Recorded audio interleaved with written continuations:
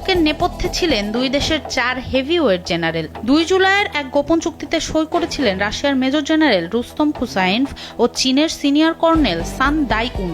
আর Beijing এর মাঠে পুরো দলকে নেতৃত্ব দেন রুশ স্থলবাহিনীর উপপ্রধান কর্নেল জেনারেল রুস্তম মুরাদভ।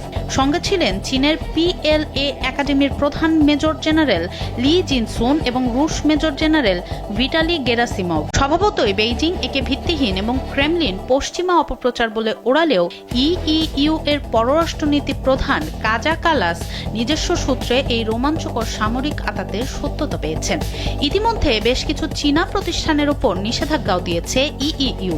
ইউরোপ এখন প্রমোদ গুনছে, কেবল বিশাল অর্থনীতির বাণিজ্যিক অংশীদার হিসেবে নয়, রাশিয়ার যুদ্ধের নির্ণায়ক সহায়ক হয়ে ওঠা চীনকে রুখতে সামনে ঠিক কতটা কঠোর হতে হবে তাদের। পুতিন আর শি জিনপিং এর সবচেয়ে বড় গোপন মিশন এবার ফাঁস। যুদ্ধক্ষেত্রে ইউক্রেনকে গুড়িয়ে দিতে চীন রাশিয়ার মধ্যে যে এত বড় চাল চালছেন দুই রাষ্ট্রপ্রধান তা হয়তো ভাবতেও পারেনি বিশ্ব।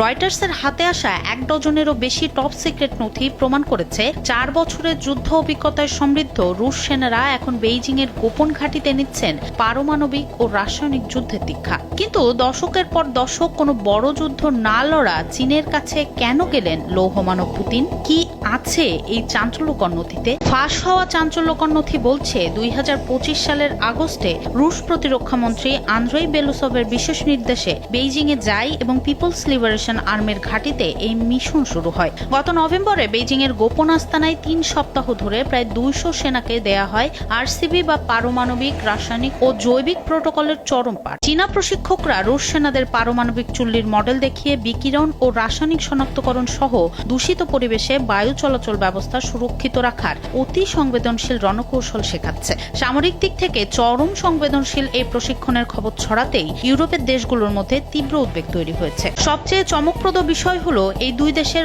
অভিজ্ঞতার বৈপরীত্য। 4 বছরেরও বেশি সময় ধরে ইউক্রেন যুদ্ধ চালানো রাশিয়ার রয়েছে বাস্তব রণক্ষেত্রের ব্যাপক অভিজ্ঞতা। অন্যদিকে চীনের কাছে অত্যাধুনিক সরঞ্জাম ও সিমুলেটর থাকলেও দশকের পর দশক তারা কোনো বড় যুদ্ধে জড়ায়নি।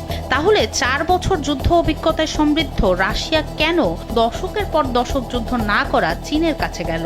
রুশ সামরিক বাহিনীর অভ্যন্তরীণ মূল্যায়নেও চীনের তাত্ত্বিক ও প্রযুক্তিগত সক্ষমতার প্রশংসা করা হলেও তাদের বাস্তব অভিজ্ঞতার অভাবকে দুর্বলতা হিসেবে চিহ্নিত করা হয়েছে।